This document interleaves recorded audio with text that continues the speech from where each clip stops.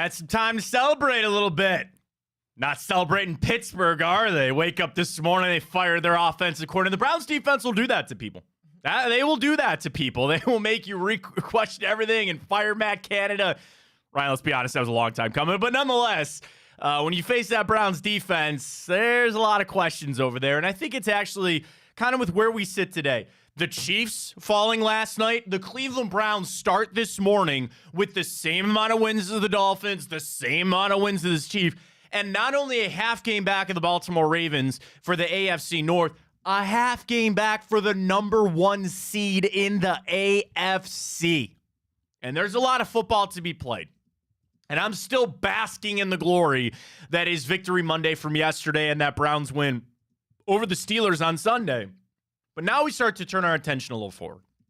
And now we start to take a look on where the Browns are at. They're in a prime position to make the playoffs, but they still need wins. You finish 7-10, you don't win another game, well, you're not going to make the playoffs. I'll tell you that much. The Browns still need a few more wins. We know they can be there. We know there's some opponents you should beat. The question is DTR. And I think there is a bigger question out there about the recalibration, if you will, of your expectations with Dorian Thompson-Robinson at the helm of the Cleveland Browns. We got our 2 for Tuesday question surrounding that. I want to get into a bigger conversation about DTR. I've got power rankings. I've got hot seats, and I'm happy to say that Kevin Stefanski is not on that list. We'll talk about that. We'll talk to Ben Axelrod. Awful announcing. Ben, longtime Clevelander, WKYC, and frankly, he has been my number one source of information on this Ohio State-Michigan thing. We'll spend a lot of time with it because Ben has just been enthralled in this Ohio State-Michigan game this weekend and everything going on with Michigan. We got Time Hop. We got the morning update. We got everything for you, including a brand new Tipico boost for the Cavs tonight. We got it all for you right here on Big Play. Welcome to the show, everybody. I am Matt Fontana. He is Ryan Tyler. Good morning on a little bit of a dreary Tuesday. Now, I'll tell you this, Ryan. I am of an age now that Turkey Bowl is out. Okay, I have retired. And I will probably go back one day to maybe, play if like my son's in a game. And I remember like my dad, like any kid growing up in Cleveland, every Thursday of Thanksgiving morning, it was where were we playing, who's showing up.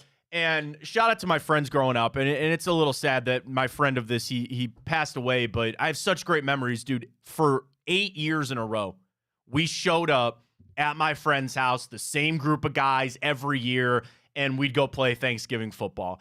You evolve into college, and I played in a tournament in college for football. My dad would always show up and come watch it. Just such amazing memories. Like, that's some of my favorite things about Thanksgiving. But I will tell you, at the age of 34, I'm retired for now. Again, my son might want to play one day, and maybe I'll get back out there, but I'm retired for now. But the reason I bring it up is I would be ecstatic that it's raining today. You get a nice soft ground come Thursday morning. Now, if it freezes, we're in a load of hurt. You ever play football in a frozen field? Not good. It hurts. And you always had that guy out there that felt like there was an NFL scout in the stands. And I think the last game I ever played, somebody tried to cut block me. And I said, that's it. I'm done. I'm not going for an ACL surgery because some guy's living out glory years trying to cut me on a block in backyard football for Turkey Bowl. So I'm done. I'm out, John. I'm done. I'm out. But today would be a prime day. You wanted it to rain today so the ground would be a little soft. Wednesday we'll see, and then you could wake up Thursday. I mean, dude, I can't tell you how many I played when it was snow on the ground for Thanksgiving, for Turkey Bowl. So it is Thanksgiving week. We do have a little element of Thanksgiving for our 2 for Tuesday, which we'll get to coming up a little bit later in the show. For the Browns, off day today. They make the announcement yesterday we're all waiting for. Not Joe Flacco. Dorian Thompson-Robinson is your starting quarterback moving forward for the Cleveland Browns. Flacco is here. Coach said he provides this stability. He provides that veteran leadership in that locker room. And really, I think just helping Dorian Thompson-Robinson. My biggest thing, we'll talk a lot of DTR this morning. My biggest thing about Flacco being here is quarterback is the one position, if you have a young guy, I require to have a veteran backup. You didn't need that with Deshaun Watson. But even when Baker Mayfield was here, you gave him Case Keenum. You gave him Drew Stanton to just sit down. And I know Alex Van Pelt's a former NFL quarterback, but there's some level of saying, hey, man, what do you see on this play? Like when you would drop back, what do you see? That is so important. And I know Deshaun will be around, but like he's going to be in LA this week. He's getting shoulder surgery. He can only do so much. And I like PJ Walker, but I like Flacco coming in. I love Flacco, not because I necessarily want to see him play, but that Dorian Thompson-Robinson can pick his brain, knowing that no shot at Joe Flacco. Dorian Thompson-Robinson is more athletic than Joe Flacco could ever have hoped to be. So there's an element to DTR's game that Flacco can't help him with. But the reading of defenses, the handling of situations, all that from Flacco, I think is great. I think that's awesome for him being here because we are now in on DTR. Okay. I think I saw a lot of people with the same idea, the same thought that I have. This is now DTR's team. And I will ride this out with Dorian Thompson-Robinson until the wheels fall off. There's a chance that they do. And that's when you have Joe Flacco. But Ryan, I'm even talking, I'll put up with multiple rough games from Dorian Thompson-Robinson. Like, I'm starting him until I can't anymore, whether it's due to injury or it's just so bad and you're facing a game of like a must-win to go to the playoff type thing. This is all in on DTR. This is it. And I like the move. I like the decision just to make it and run with that. But we look at our expectations now for Dorian Thompson-Robinson. And let's post this on Twitter, at Matt Fontana Show. How many wins this season for Dorian Thompson-Robinson? Over, under 3.5. Now, the thing is, he's already got one. I'll give him one. I'll give him the one that he has. And I'm not, and Ryan, I mean, people might even look at that and say, you mean over under 3.5 of the 7 games left? No, like he's already got one. He's already got one. Do you think he's going to get 3 more wins to push that over? And the reason I bring that number up, that's your 10 wins. That's your 10 wins to make the playoffs. Do you think Dorian Thompson-Robinson is going to get you 4 wins as the starting quarterback of the Cleveland Browns this season? Vote on that. That's our first 2 for Tuesday. As always, 2 questions, 2 answers, and we'll post that first one up there at Matt Fontana Show. Drop us a follow there if you can. To say that you had to turn it over to a 5th-round rookie quarterback in the stretch run of your season to try to make the playoffs, I don't think many teams would want to sign up for that. That is the world that we live in. And people are going to look at this question the right way. You can look at the schedule and you can have your ideas of who we're playing. And I think it's probably more where a lot of fans are at of the evolution of Dorian Thompson-Robinson, knowing what? He's going to get better. You assume that after Sunday's game, there's a little bit more for them to work on. The comfortability of DTR in this offense, those are all going to be trending up. The arrow is pointing up. But you got to remember, and I'm trying not to put the cart before the horse here, he still is a rookie. He still is finding his way in the NFL, and he wasn't projected to be your starter. That's a tough road to go. But they got to find a way to figure that all out and get your wins. And people, I read, sometimes I can see the tweets in the Twitter inbox, Ryan, before they come. And people say, this isn't all on Dorian Thompson-Robinson. No. This is on the defense. I understand that. But the win, and I know Mina Kimes, because it's in her bio, that win should not be a quarterback stat. This is one that we're going to put on DTR.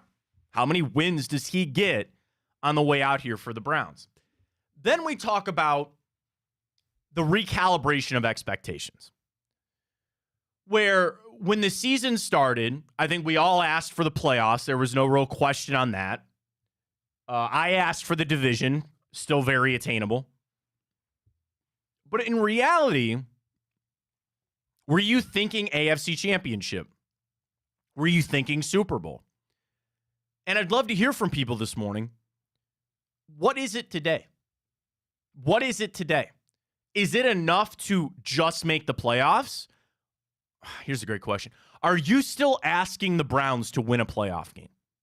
I think the vast majority of fans in August, if I asked them, do you expect the Browns to win a playoff game this year? The answer would have been yes. Do you still feel the same way? Do you still feel like the bottom bar for this team is to win a playoff game? Now, I know that beyond that, it might be really hard, and I don't know who that matchup will be against. It could be Baltimore. If they don't get the number one, could you imagine having to play the Chiefs right now? How pissed off. I mean, the over didn't hit on our boost yesterday. The rain, we should have looked at the weather, but I also had credits just on the Chiefs -2.5 and Marquez Valdez, Scantling. That was a good game last night, though. That was a fun game last night. Chiefs have some problems, man. Do you see that stat that they're bringing up with them? They have the worst second half offense in football. Wow. Nobody scores less points in the second half of games than the Kansas City Chiefs. And that's what bit him in the ass yesterday. All you needed was some points. You couldn't get them. So they're reeling a little bit this morning. And that's another, you talk about the playoff picture in the AFC. I know people this morning are a little subject on the Chiefs, and you're like, all right, are they still lit? They're still pretty good. Defense is good. I think Baltimore is maybe a step ahead of where everybody thought. And people kind of questioned Miami after that tough Raiders game. And the Browns are right there. Literally, in the AFC playoff picture, they are staring right down the barrel of the Jags and the Dolphins and the Chiefs and all these teams that you expected to run the AFC. Browns are there. One of these things is not like the other, though, Ryan. Tua Tagovailoa, Patrick Mahomes, Lamar Jackson, and Dorian Thompson-Robinson. Go get him, buddy. I mean, that's the tough thing of where we're at. And the Browns boast of that group the best defense that they have of that. But that's where, what are you still expecting from this team? And if you want to come back and say everything is bonus, if the Browns make the playoffs, that's a bonus for all the hell that we had to catch this year. I'll listen to that. I can understand that completely. If you still have those high expectations of winning a playoff game, I can't deny that either. With how good this defense is, maybe you just need Dorian Thompson-Robinson to keep things afloat, and her defense can go win you a playoff game. Super Bowl, AFC Championship. Hey, if that's how you still feel, I'd love to hear you in the Twitter inbox at Matt Fontana 83, at Matt Fontana Show, and at Ryan Tyler 33. Our Twitter question is up. Over under 3.5 wins for DTR's the Browns starting quarterback, knowing that he already has one. That's the magic number. 4 wins for DTR gets you in the playoffs. You got one. And people will look at the Browns' schedule, rightly so, and kind of maybe play a little bit of a schedule game. Okay, you go out to face a Denver team, which mile high. Can Dustin Hopkins hit a 75-yarder at mile high? Thinner air up there. I don't put anything past the leg. So you're at the Denver Broncos. Then they're staying out there to do a little trip. They're going to practice at UCL. Oh, well, wait a minute. Little homecoming there for Dorian Thompson-Robinson. Get him a little bit of, I don't know, little rah-rah going there into the Rams game. But I would say the Broncos and Rams, all right, if we play it out this way, I think the Broncos and Rams is 1 win. Either one of those teams. Maybe more the Rams than the Broncos, but I think that could be 1. I don't quite chalk the Bears up yet. I want to, and maybe I should, where there's your 2, and then you have no business losing to the Jets on Thursday Night Football with Tim O'Boyle rules at quarterback. And then the last one, the Cincinnati Bengals. What JV squad quarterback are they going to... You might have to see A.J. McCarron in that game. He's on their practice squad. I think Jake Browning's their backup, whatever. You have no business losing to the Bengals. So at worst, you have at least 2 more wins. I know that. You're going to win one of those games against the Broncos, the Rams, and the Bears. Then I look at the Bengals, and you look at the Jets. I think the answer is over. And to get 4 wins with him to propel you to the playoffs, that's a damn good job out of Dorian Thompson-Robinson. We're projecting, we're playing the schedule game a little bit here. But, Ryan, I'm going to cast the vote this morning, and I think it is over that 3.5 wins for Dorian Thompson-Robinson. I do. Yeah, I mean, if I was a betting man and betting this, I would bet the over too. I think it's going to be a little bit more difficult than we're anticipating because you look at the kind of those teams that I guess you could call them throwaway teams, right? Which that being the Bengals are a throwaway team. Yeah. That being the Bengals, now the Burrow's out. That being the Bears, and that being the Rams, despite them winning last week. So Jets throwaway. I mean, I could listen. Yeah, they're about a game away from being a throwaway team, I'd say. But so it's the magic number 3.5. It should go over, but I think it's gonna be a little bit more dicey and close than we're anticipating. Yeah, I don't think you're talking about a runaway here, but I think you're gonna get close. All right, before we continue on with the Browns and before we get to our second two for Tuesday, we have a boost on Tipico, folks. We're going to post this. Our friends at Tipico, we talk so much about the boost. A big Cavs game tonight. They take on the Philadelphia 76ers. This is a 7.5-point spread, which I think is a little weird. Am I wrong for that, Ryan? Like, I guess the biggest question is Donovan Mitchell. He missed the last game with a hamstring. We do got to talk some Cavs. We'll do that Ben Axelrod coming up a little bit too. But the people coming out of the woodwork starting to question Donovan Mitchell with his hamstring, it really kind of bothers me. Can we jump onto that for a second? I know that Donovan Mitchell will I'm conditioning myself that Donovan Mitchell will leave the Cavaliers one day. That's fine. There is no point of me that is going to regret that trade. Not now, not in the future, for everything that he's brought. Yeah, Colin Sexton hit that shot the other day to take him to double overtime, and Lauri Markkanen was comeback player of the year. There's no part of that trade that I regret. And I'm glad to see the Jazz. It worked out for them too. That's fine. But these people that it's almost like they can't enjoy it because they're already at the place of Donovan Mitchell not being here. And even if he leaves, knowing that door that's not a for sure. Okay, I know he was from New York. I know his dad worked for the Mets. I know he loves the Knicks. He might go there one day. But I'm going to enjoy him while he's here and while he's playing. So for people to jump on this, what does he really want to play? He's got a hamstring injury. It's November 21st. You want to force Donovan Mitchell to go out there and play on a bum hamstring in November? You cannot be that stupid. You cannot be that stupid. Some of those people out there. Not you, Ryan. The people out there. You'd be surprised, Matt. I guess I should be. Twitter's can be a really stupid place a lot of times. But good Lord. And I know that's a group of just the haters. That group is in every fan base. They just hate. And they're hating on is Donovan Mitchell really pushing to get out there? I'm not going to name it. I can't do it. I remember when Donovan pulled up to the Browns game in that Lamar jersey, and people were like freaking out. Like, dude, he went to Louisville. What do you want? What do you expect? They want him to be an Ohio State and Browns fan because he plays in Cleveland. Well, there was a little thing that got circulated yesterday from a writer that made some insinuations about Donovan Mitchell that I don't appreciate, to be honest with you. I think that's pretty bullcrap. Dude. His hamstring could have a little twinge, and I would go, yeah, sit out. Sit out. Is this a play-in tournament game tonight? I think it is. Or the play-in tournament. That stupid in-season tournament. Yeah, whatever. It is. Stop everything. Put Donovan Mitchell's hamstring on the line for a stupid in-season tournament for the NBA to make more money.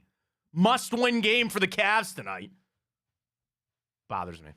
76ers are 10-3. They're a damn good basketball team. We'll get into our trends a little bit later, but we want to get our boost up. So this is how it works. We're going to start getting our own boost on Tipico. If you're not signed up yet, we have a new code. Do we not, Ryan?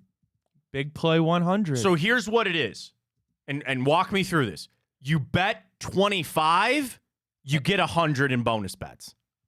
That's right. Thank you.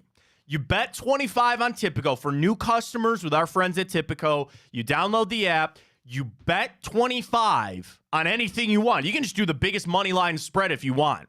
And you'll get, just to win your 25 back and then to get whatever else you want, you get the $100 in bonus bets. So again, you bet 25, you get that 100 in bonus bets with our friends at Tipico. Big Play 100 is the code when you sign up at Tipico. And then our show boost is going to get up there on the app. They said they might get that up really soon. I'll tell you what It is, but I just don't know what the boost is yet because obviously it's not just a standard parlay. They boosted up for us. So we picked this morning over Max Strus, 2.5 threes. This one was mine, which I really liked. Evan Mobley combined rebounds and points over 25.5. He gets you 16 points and 10 boards. You're cashed. And then we'll take the Cavs on the spread at plus 7.5. So that's the latest boost that we have for us. That's our show boost. And we'll tweet that out once they get that populated there on the app. Very excited about that. So check it out with our friends at Tipico. Download the app today and use that code BigPlay100. So I want to get that out for the people. We'll talk a lot more Cavs a little bit later on. I'm sure getting pissed off about Donovan Mitchell and these people out there thinking, dude, it's November. It's November. You want him to run out there with a bad hamstring in November? Then they be the same people when it's a nagging injury come March, and they go, well, you should have probably sat him earlier. Oh, man, the management of his hamstring. People suck. People suck. All right, our second 2 for Tuesday. Always 2 questions, 2 answers. Tis the season, Ryan. Thanksgiving. Stuffing. Overrated, underrated. It's that simple. Stuffing. Overrated, underrated. I think it's a very polarizing topic, I think, for some people. Again, some people out there, I think, just want to be naysayers and say, oh, stuffing sucks. Stuffing is delicious. It is amazing. It's one of my favorite things on Thanksgiving. My grandma had a killer recipe. It's so good. My mom does that recipe now. It's one of my favorite things. Actually, one of my favorite things about Thanksgiving, Ryan, is that about, 8:30 as the late NFL game is kicking off, you sit back down with your leftover plate, and I'll have pumpkin pie and stuffing on the plate as my late night. And that, it's perfect. Not saying I didn't gorge myself at 4 o'clock, but come 8 o'clock, 8:30, it's time for that leftover plate. Big heap and a stuffing and a big slice of pumpkin pie. That's where, or apple pie, however you want to do it. Delicious. That's where it's at. So stuffing is up at Matt Fontana Show. Overrated, underrated. It is that simple. Vote on those 2. We'll update those as we go on. Back into Dorian Thompson-Robinson, where with the Browns, what they did on Sunday, I dare say, might be hard to replicate. The stats came out this morning. I think a lot of people saw them. I know I saw it from Jake Burns of the OBR, that the Browns had one of the quickest offenses in the NFL as far as time to pass in the NFL. I think they said something like it was the 6th fastest game in the NFL this season as far as a quarterback getting the ball and the ball out. Getting the ball and getting the ball out. And that is to negate that pass rush from the Steelers. We know during the game the Steelers started jumping those routes. They got some hands on some footballs. You're going to have to see this next evolution of Dorian Thompson-Robinson in this offense. And I know that's a lot to ask and that it's a little unfair, but that is the world that we live in. You are coming down the stretch against some teams that have some decent defenses, okay? We saw the Broncos. They still have good players on that defense. You still have to deal with Aaron Donald with the Rams. There are teams that you're going to go up against that are going to make the changes. That quick stuff, it's got to be there to a point. Eventually, you're going to have to stretch the field. Eventually, you're going to have to put it Dorian Thompson-Robinson dropping back, and I know there's questions on that offensive line, and hopefully you can get DeJuan Jones back. But that next evolution, I think, is something that could be a reason for a little bit of pessimism when it comes to to Dorian Thompson-Robinson on if you think you're going to get to that over-under. Again, we're asking everybody the over-under for wins for Dorian Thompson-Robinson for the Cleveland Browns. You already got 1. He's at 3.5. Do you think he does enough to get there to the playoffs for the Cleveland Browns? And the nice thing is they have the time to get some of this stuff figured out. Now you know he's your starter. Now you know you have a time to fix it up and try to change a little bit on this offense. And there will be some changes. There will be some changes on what plays you're running, what you install for Dorian Thompson-Robinson. But I guess the way I look at it, Ryan, the way to sum that up is eventually the training wheels are going to have to come off. And you have to do that with any young player. Sometimes you throw them right in the fire and say, you got to figure this out, man. You're on your own. I'm going to ask him to do that in a playoff run. I'm going to ask them to do that in a stretch run for a playoff team. It's not an easy job. That's not. Yeah, and I'm looking at the schedule, you kind of wonder what game we're going to really see them try to stretch the field, because obviously when you're playing a team like the Steelers, who has an amazing pass rush, and then, we're going into Denver, which is already a hard stadium to play in, let alone for a rookie, whose defense, by the way, has been playing pretty much out of their minds these last 5 weeks as Sean Payton turned things around there. So then you go, look, okay, we come home and we have the Bears, right? Yes. So you wonder, okay, maybe that'll be the game we see kind of let loose. DTR can kind of do his thing back home, comfortable in front of the dog pound. But it'll be actually, they interesting. have the Jags right before that. Jags. Okay. So they're on this West Coast trip. Broncos, Rams. I asked them to split that. That's it. And then you're home against the Jags, and then you're home against the Bears. Yeah. So especially as we're about to make a playoff push, I mean, if we don't have that downfield dimension, especially without Nick Chubb now, we're not going to win a game in the playoffs. It's safe to say that. Can I do a little projection here for you for a second? So I'm looking at the Browns' schedule, and the game you mentioned on December 10th, which is Week 14, the Browns and Jags at Cleveland Browns Stadium. Oh, I was going to see if it should be flexed to Sunday Night Football. It will not be, because that Sunday night game is the Eagles-Cowboys. That ain't getting flexed out. So, unfortunately on that. Because I'd like to think the Browns might deserve another playoff, okay, what about the next week? Christmas Eve? Texans? Oh, sorry, we got the Bears. That's not going to be at the next week. So week 16, Christmas week, your Sunday night game is New England, Denver. Maybe they flex out Cleveland, Houston there, a little Sunday night action. I could keep an eye on that. That'd be nice. I could keep an eye on that. Little CJ Stroud. I could take an eye on that. Oh, and then Monday on Christmas. How about this for Christmas Day? Raiders at Chiefs, 1 o'clock. Giants, Philly at 4:30. Christmas night, you get Baltimore, San Francisco. That's going to be a fun game. They got the Black Friday game this week. I know that because I've been inundated with the promo for every single primetime game I've watched the last 2 weeks. They're really going hard on that Black Friday game. That's going to be exciting. All right, let's do this. Let's catch a break. I'm really excited. We're going to talk to Ben Axelrod when we return. Ben, Ben has been so in on this Michigan cheating scandal thing that I had to have him on this week. I had to have him on. He's formerly KYC's with awful announcing now. I want to talk Ohio State, Michigan with him. We'll certainly talk Browns, talk Cavs, talk literally everything with Ben. He is going to join us next. Stay with us. Fontana Show right here on Big Play.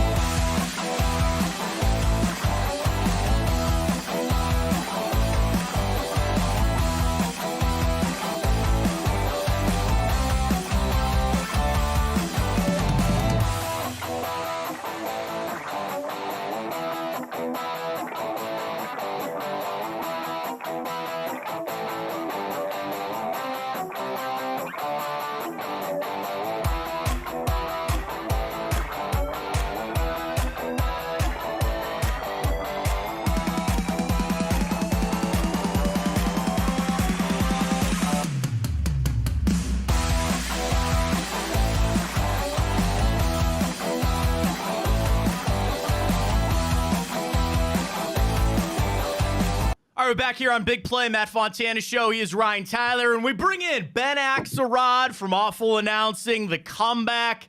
Ben, I appreciate you're a great follow on Twitter. I love following you on Twitter at Ben Axelrod for a lot of reasons. But I got to tell you, more than anybody that I've seen, this Michigan cheating, sign-stealing thing, you have been on it. And you even tweeted that maybe this is kind of taking your life over just a little bit. So I appreciate all the updates. I've gotten you have given me more information than anybody on this whole Michigan situation. Yeah, a lot of Michigan fans have accused me of being obsessed about this entire situation, and they'd be absolutely right because I cannot get enough of this story. I just love the slow drip of information that comes out. It's like every week Michigan fans spend their week, talking themselves into the latest message board conspiracy theory, and then come Friday, it's totally debunked. So I might have stepped in it, though. I changed my name on X so that I could put the red X's in my name for the Ohio State-Michigan game. What are you going to do? And now I'm trying to change it back, and Twitter won't let me change it. Oh, no. Yeah, so Ohio State better win on Saturday. Otherwise, I might be stuck with these red X's in my name for the next 365 days. It might be a long year there, Ben. But again, if they win, then you get to rub that in. We want to talk Browns. We're going to talk Cavs. But we get to start with the Buckeyes right here with everything.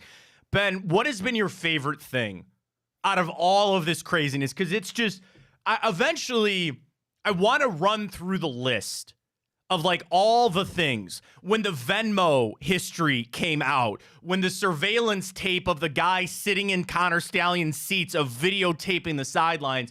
But for me, Ben, it's when they filed that motion that had a direct ripped quote from a blog, towards the Big Ten. Of all of the weird stuff with Michigan, what has been like your favorite thing that Michigan has done so far?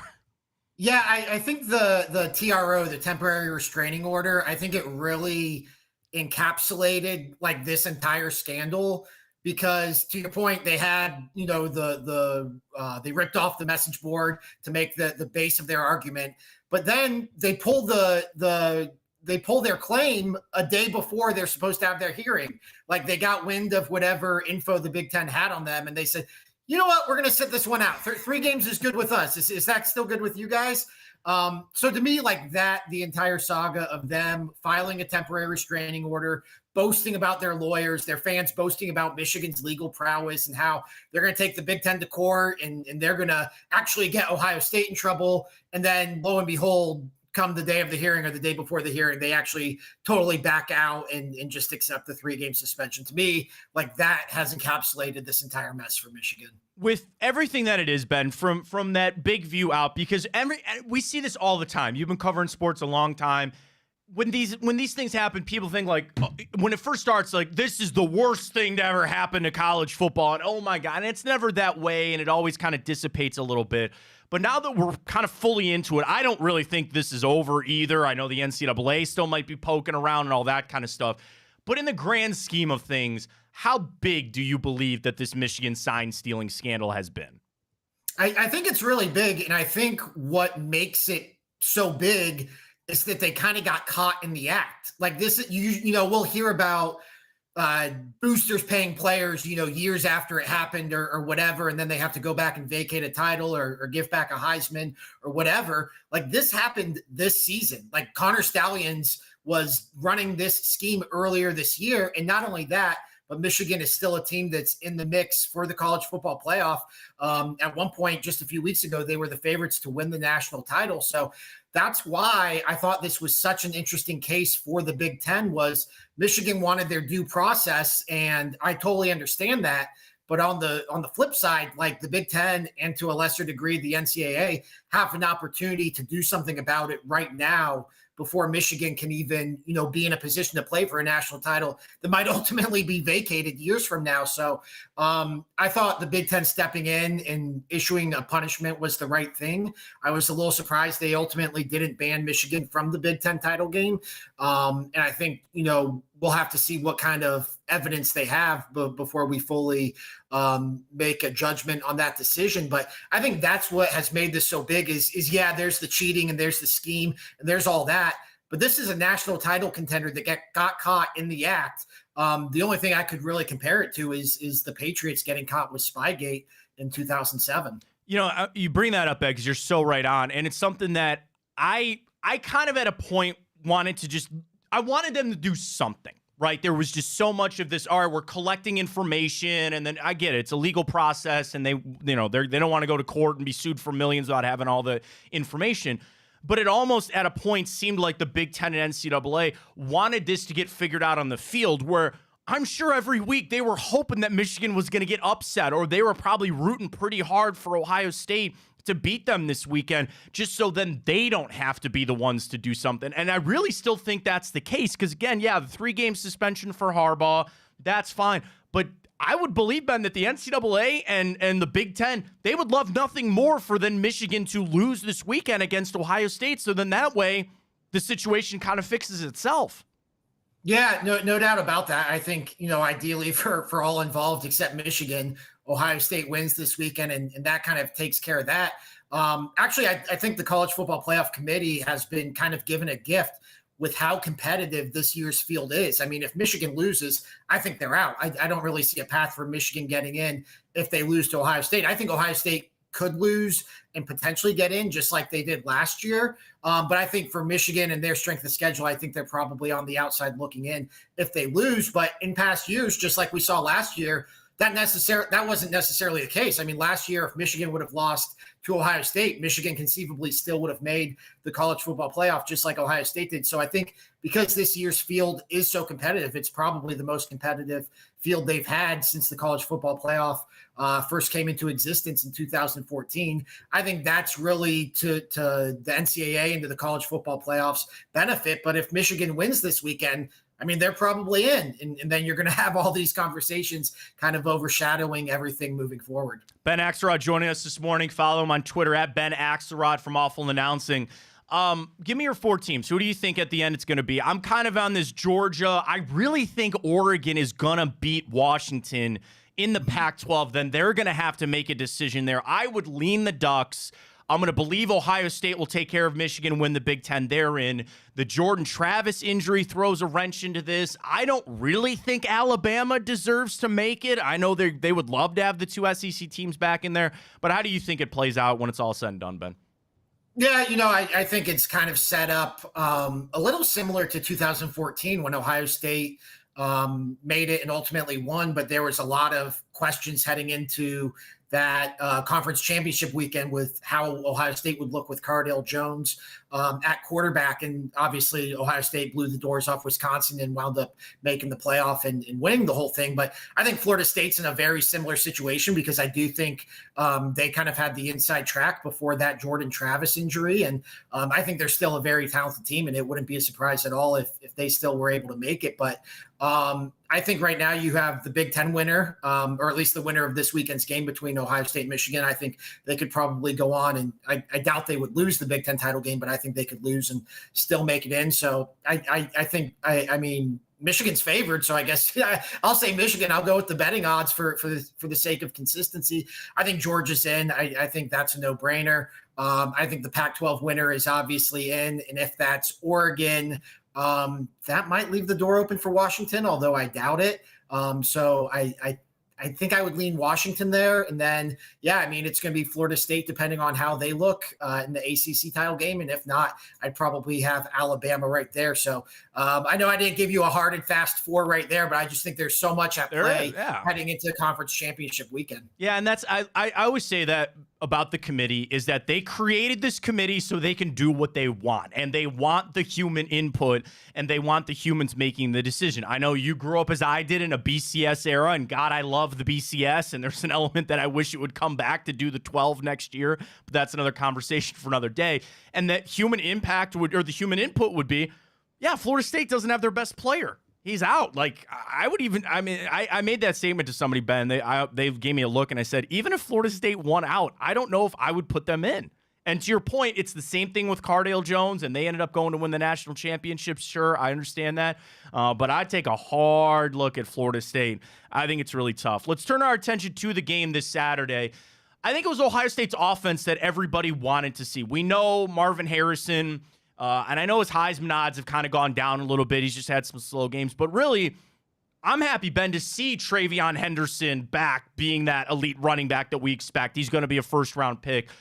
It's all coming back to Kyle McCord a little bit. Defense, it's tough when you play the teams that Ohio State's played the last couple of weeks after Penn State. And then for Michigan, people want to dive into that Maryland game and the Terrapins giving them a run. I think they might have been looking ahead a little bit. Harbaugh's not there. Just your vibe for this game on Saturday and really maybe your key for Ohio State to get that win. Yeah, it's just so hard. I agree with you about Michigan looking ahead. I think it's just so hard to blow out teams week in and week out. I think they were coming off a very emotional win against Penn State. And then looking ahead to Ohio State, obviously just like a perfect trap game on the road, all of that stuff. So I'm with you there. I think this is going to be a slugfest, though. I think what's really flown under the radar about this Ohio State team is its defense. I mean, its defense has been lights out, especially compared to how it's performed the last few years. They don't necessarily have that big star like a Chase Young or a Nick Bosa or a Joey Bosa, but just collectively, I think this defense has really been strong. And but I also think, this is going to be the most talented offense it's faced to this point. So it's going to be really interesting to see how that defense holds up. I think Ohio State's been run off the field in the last 2 years in this game. I know people, have kind of said Ohio State was in it heading into the second half or whatever. I just think you look at the final score, you look at the way those games went. I mean, Michigan outplayed Ohio State, out-toughed Ohio State, and really beat them off the field. I would be really surprised if that's what happened this week. I'm expecting a close game. I do think, having Marvin Harrison Jr., that's a big X factor for Ohio State because he is the best player on the field. And it seems like Ohio State's maybe been holding a little bit something back with him the last couple of weeks. So I still think the Heisman's in grasp for him. I really do. I don't think this thing has been run away with yet by Bo Nix or Jaden Daniels or anyone yet. I think it's right there for the taking, especially in such a high profile game. But man, I'm just expecting an old school Big Ten slugfest here on Saturday. All right, I got to ask because it came up in time. So I do time up on my show where I go back in history this day. This day, 2015, Michigan State walks off Ohio State at the shoe on a last-second field goal to beat the defending national champion. Ben, that is my worst Ohio State loss. And everybody said, well, were you around in 07 for Florida? Was that one the one for you that you look back on? Because everybody said that next year's Ohio State team was even more stacked than the one year before. That Michigan State loss is forever the one that's going to bother me. Would you agree, or would you go to the Florida National Championship game? Yeah, it's funny. It was like a day just like today. It was rainy and cold and wet. I was at the game. I was covering it for Bleacher Report at the time. And I covered that 2014 team and the 2015 team. The thing about the 2015 team was they definitely were more talented than the 2014 team, but they did not play better than the 2014 team. Like, that was a team full of players who had already won a national championship. And I think a lot of them were already looking forward to the NFL. The quarterback situation, they kept going back between JT Barrett and Cardale Jones. They never sorted that out until the end of the season. So that one, to me, that 15 team just always had a loss up its sleeve. And I wasn't necessarily surprised that was when it happened. To me, the biggest Ohio State loss, or the most devastating Ohio State loss, was actually the Michigan State in 1998. Because I thought that 98 team was just an all-time great Ohio State team. Joe Germain, David Boston, Antoine Winfield, Andy Katzenmoyer. That was, I thought, John Cooper's best team, and a team that really had a shot to win the national title. So to me, that's the one that stands out more. There's definitely some. You talk about the 2007 season when they lost to Illinois the week before the Michigan game. That was one that was just unfathomable. They still wound up making the national title game, but losing to LSU. So there's a handful that stick out. But to me, that 98 team, that was a team that deserved to be considered an all-time great Ohio State team, that just because of that one loss to Nick Saban and Plaxico Burress, that team's not going to get its due. I feel like it's always like Michigan State and Purdue. We always seem to fumble a Purdue game somehow, somewhere, to come up and hurt the Buckeyes. He's Ben Axelrod. Follow him on Twitter at Ben Axelrod. Awful announcing. To the pro side of things, Ben, Dorian Thompson-Robinson got that win on Sunday. We forced the Steelers to fire Matt Canada, so the Steelers really are in a bad way this morning.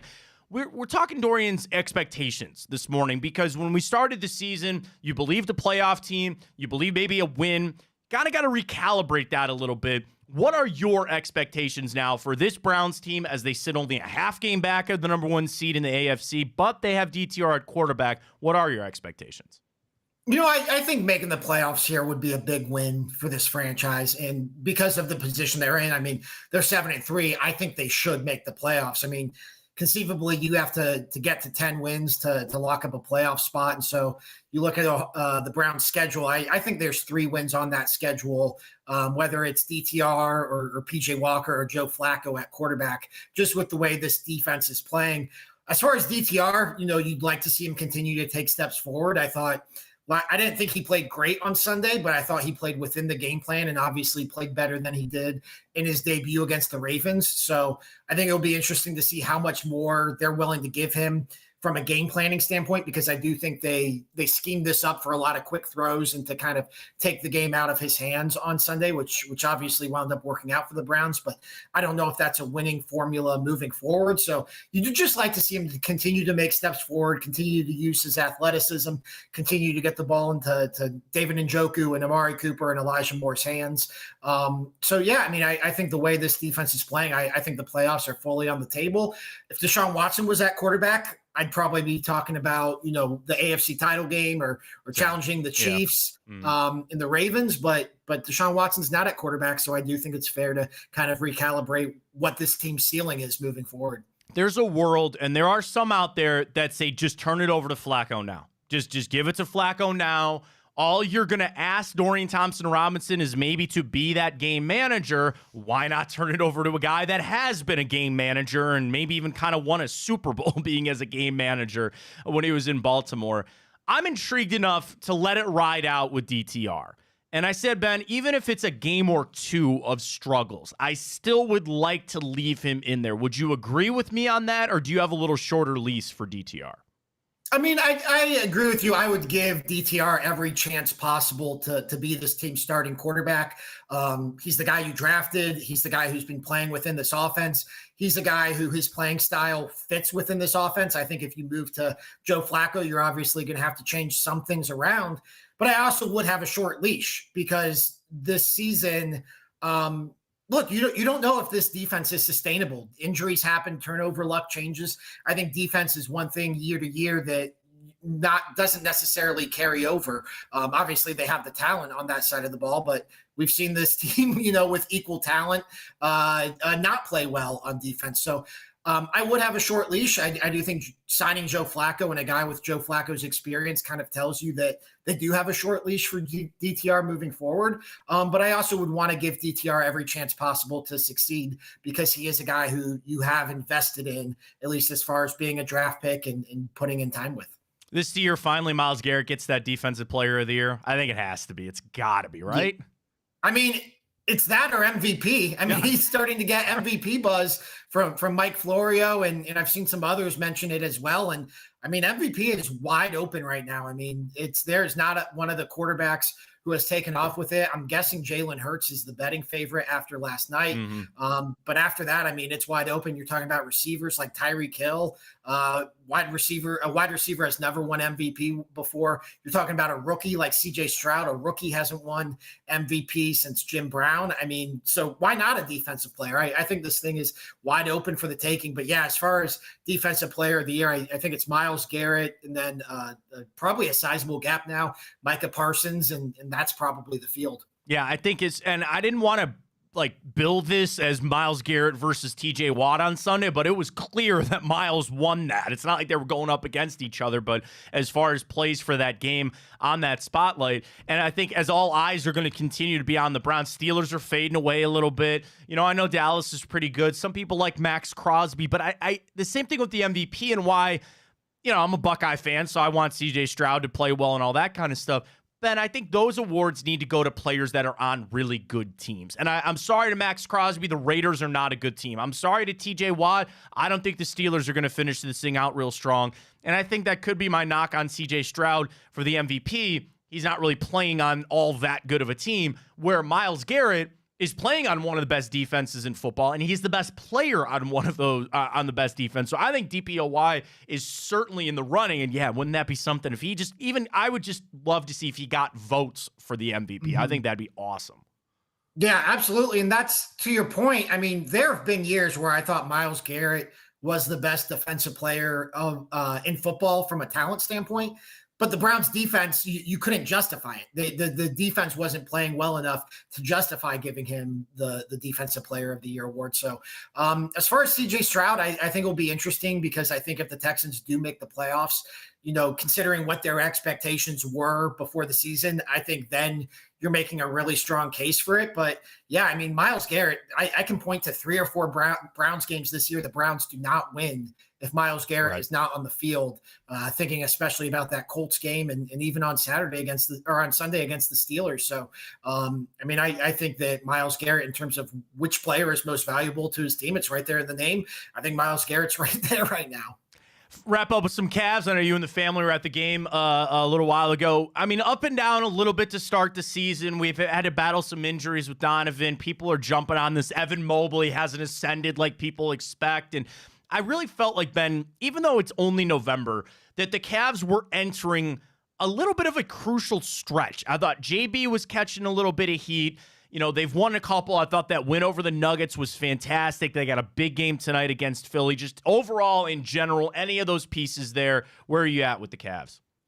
Yeah, I thought it was really interesting heading into this season, like what kind of shape this season would take. Would this be a team that, again, was, really dynamic in the regular season, but you still had questions about them heading into the playoffs?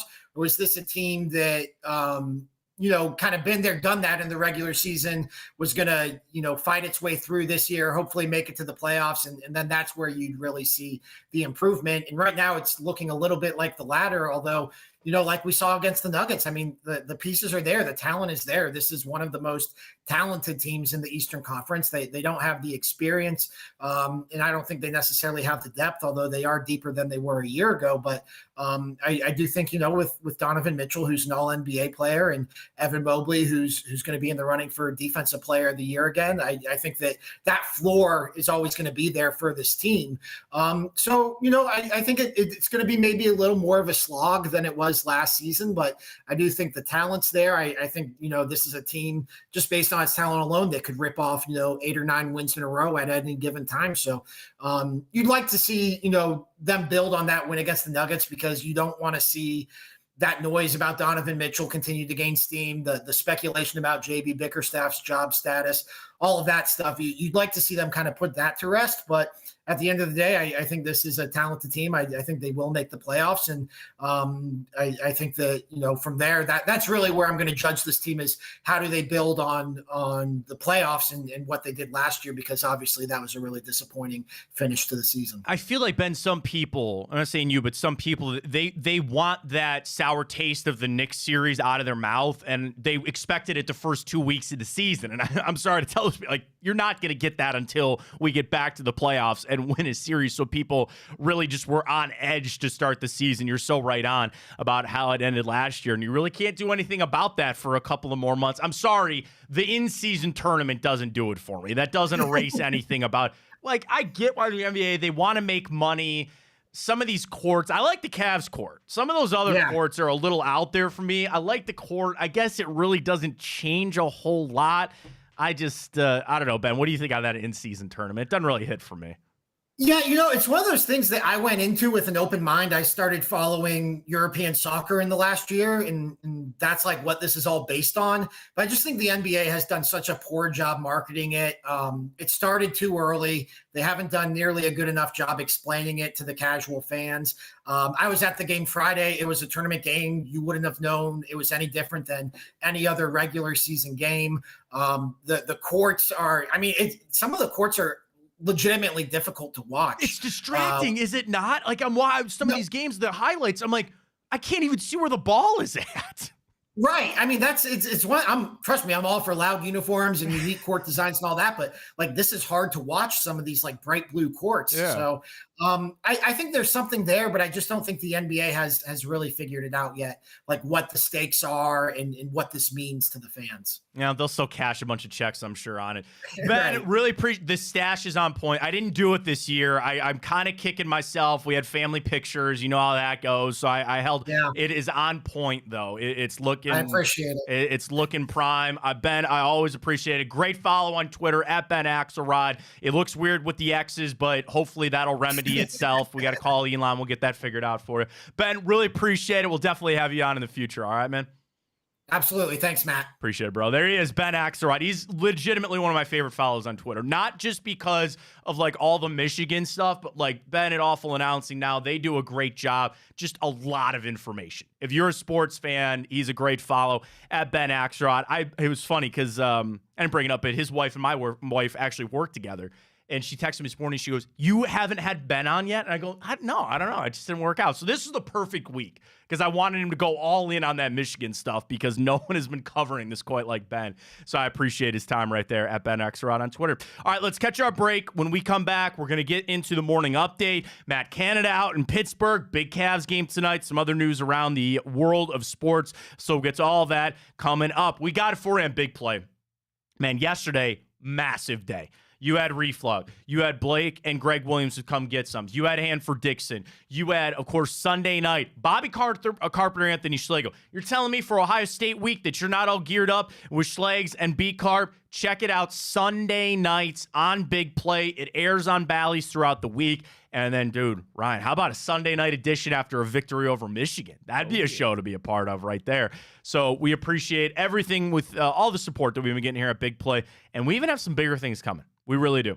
BigPlay.com is our website. All of our merch is there. But the easiest thing, follow us on Twitter at Big Play. You'll see all the show handles. We all have our own YouTube channels. We're all on Instagram. Follow it everywhere you need it. Big Play on Twitter. When you need it, how you need it, where you need it. It's everything with our friends here at Big Play. We got the morning update. We'll dive into everything next right here on Big Play.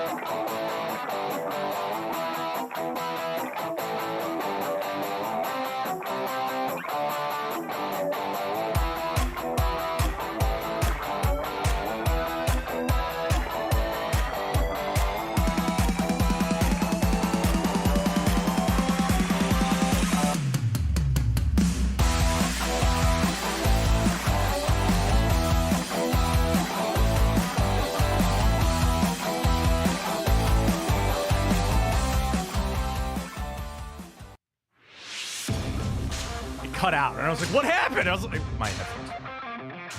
Stand by. And we're back. Welcome back. Ooh, new intro. That's right. I forgot about that. For the morning update, let's get to it. All the stories you got to know across the sports world. Take it away, young Ryan.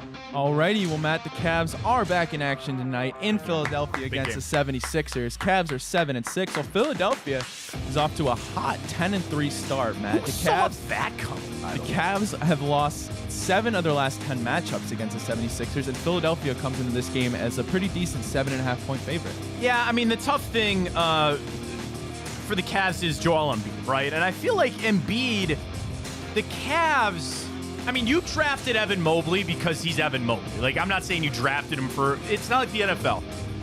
The Browns drafted guys to stop Lamar Jackson, okay? You probably are going to have to deal with Joel Embiid for a while. And I'm not saying that they purposely drafted Evan Mobley, but you would have 2 guys that you would think would be able to create a lot of problems for Joel Embiid. I mean, I think the crazy thing for the 76ers, it's not so much the James Harden thing, because they're clearly a better team without him. This isn't meant to be a shot. At this point of his career, does James Harden really make your team that much better? Like, I know he's starting to put it together for the Clippers a little bit, but I really thought there was that world that, like the 76ers are going to get better. And then here they are. They have the combo of an elite guy in Joel Embiid and then a point guard in Tyrese Maxey to supplement that. I think I've seen that before. I think I saw that a time or two here in Cleveland. And I know LeBron and Embiid are different guys, and Embiid is in no way the level on LeBron. But that is the dream. And the Cavs are trying to build that dream again. Here's a big guy that can do a lot of things. You get him a guard to help out. And that's exactly what they've done.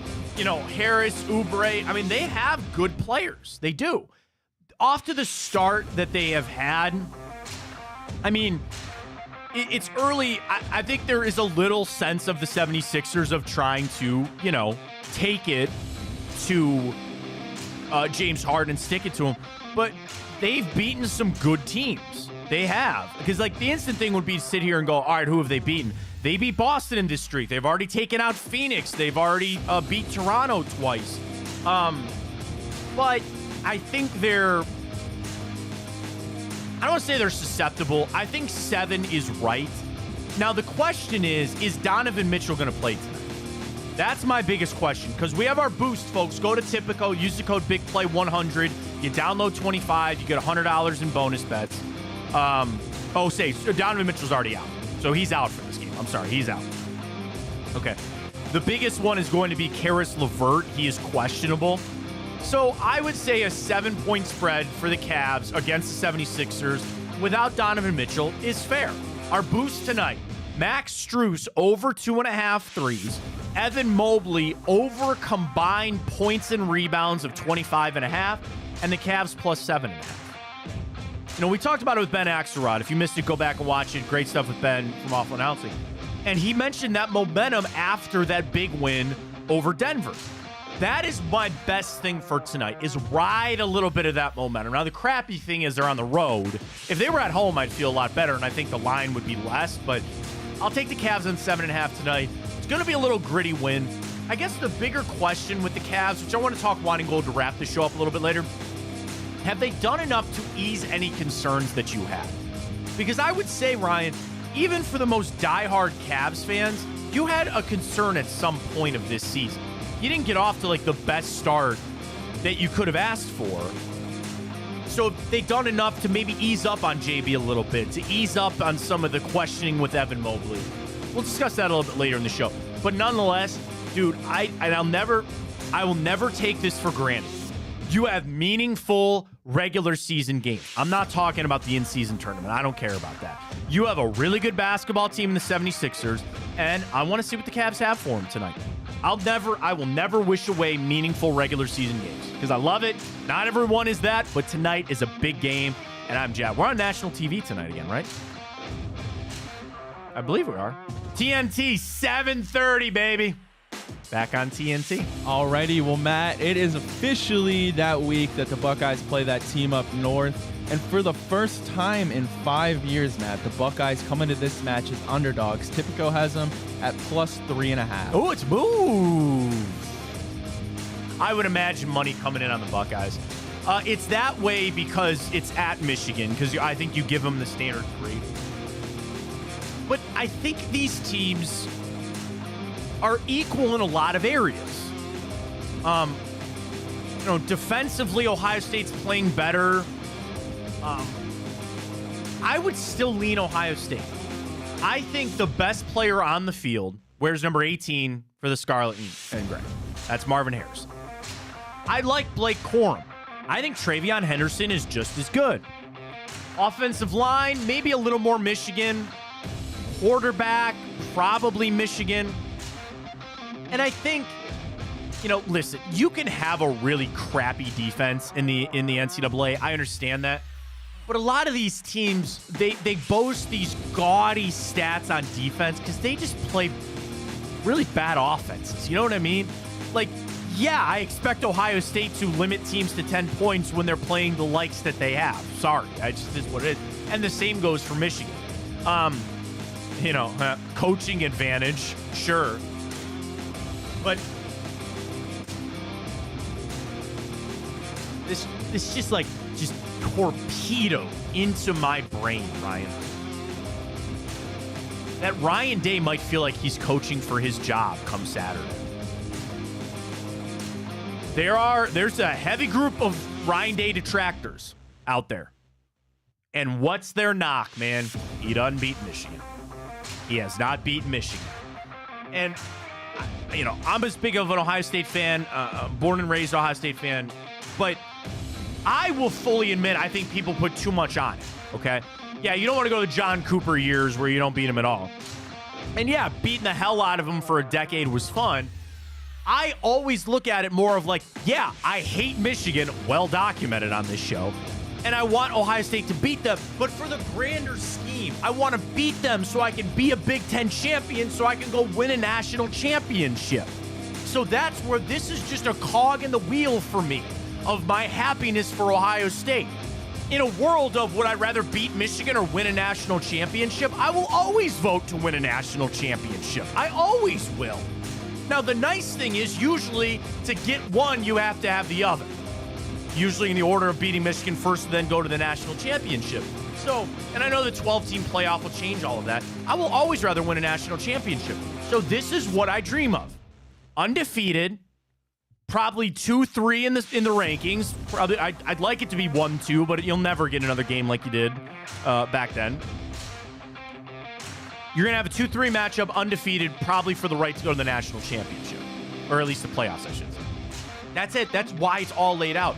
But that pressure on Ryan Day, the pressure is not about going to win a national championship. It's about beating Michigan. And here's the craziest part of this, Ryan, that I think there'd be less pressure on Ryan Day if he beat Michigan and then lost in the Big Ten championship as opposed to losing to Michigan and going to win a national championship. That is how sometimes skewed the thought process of some Ohio State fans are, because it's all about beating Michigan. So Sunday, I would love to sit there and we do our tale of the tape, right? And if we did the tale of the tape between Ohio State and Michigan, when we got to head coach, well, of course I would say Ryan Day. He's coached more games. Sharon Moore, I mean, he's an interim guy, and they had, nice couple of wins. Of course it'd be Ryan Day. But the pressure is insurmountable on him right now because it is Michigan. Right or wrong? I don't know. I personally think it's wrong. I think Ryan Day's a good coach. I'll ride with him. I want him to be the head coach of the Buckeyes. But still, dude, you got to beat Michigan. That's what they're asking for. It's a lot of pressure on Ryan Day on Sunday. Or Saturday, excuse me. Alrighty, well, a lot of pressure Sunday. Head coach Kevin Stefanski announced Monday that veteran safety Rodney McLeod will be out for the remainder of the season with a bicep injury that's going to require surgery, Matt. And that comes after a pretty already banged up safety room with Juan Thornhill dealing with some injuries. So we're going to have to lean heavily on Grant Delpit, who's been having a great year. And well, they got to get Juan Thornhill back, too. Yeah, they got to get Juan Thornhill back. He's got the calf. We'll see. if he can play this week. And then you're going to look at the Ohio State guy, Ronnie Hickman, because Ronnie was in there making some plays. I'm gutted for Rodney McLeod because I don't want to project anything. But, dude, that's year 13 for Rodney McLeod. I mean, I hope that I mean, he seems like a guy, and I hope he's this way, of the Anthony Walker. Just keep on coming back, man. And, of course, Anthony Walker, unfortunately, now on the injury report now, too. So, he's only 33. As a 34-year-old, I would say that's not that old. I'd love him to come back to this team. I think he's meant a lot to this defense.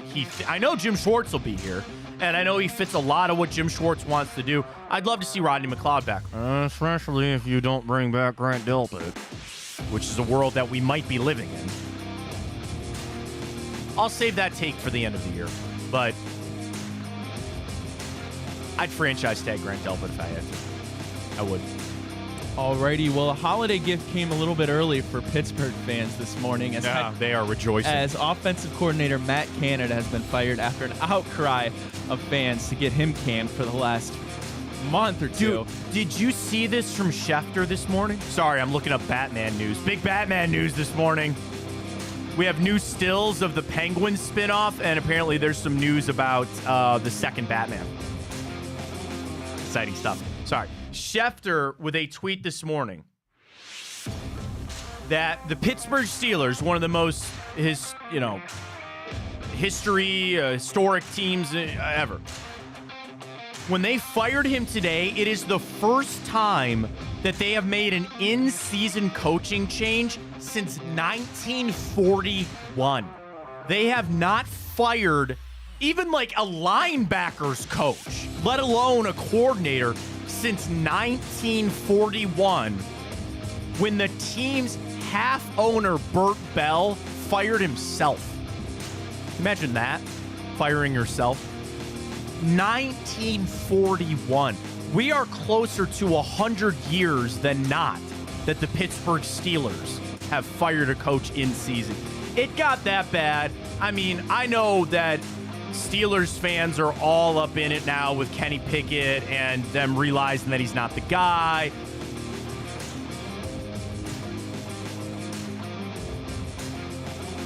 Did you see the stuff this morning with the Didi Kinkabala and Quincy Avery? So Aditi Kinkabala works for CBS, NFL Network, formerly on the sidelines, and a lot of people respect Aditi. And I do too. She's the best. So Aditi this morning sent out some tweets kind of defending Kenny Pickett, right? Because there were tweets. Andrew Filipponi, he hosts in Pittsburgh, and he was all in on Kenny Pickett, and now he's out. And Aditi sent a tweet that said Tua was allegedly a bust. I thought that, until he got Mike McDaniel. Brock Purdy was questionable until he got Kyle Shanahan. CJ Stroud, they said he couldn't read a defense until Bobby Slowick helped him out. And the whole point was, don't throw the baby out with the bathwater. You might have something with Kenny Pickett, but if he's running a horrible offense and nobody's helping him out, I think Aditi's point is right on, saying maybe we just need to see Kenny Pickett with the new OC before you make any decisions. Now, Quincy Avery got up in this because he sent a tweet basically going at Aditi. And I want to find it. And she had like a lot of, she's had to kind of defend herself in a lot of stuff. And Quincy Avery said, "I'll never know if she's a reporter or a mouthpiece. She consistently says the dumbest stuff." Okay, that's a personal shot.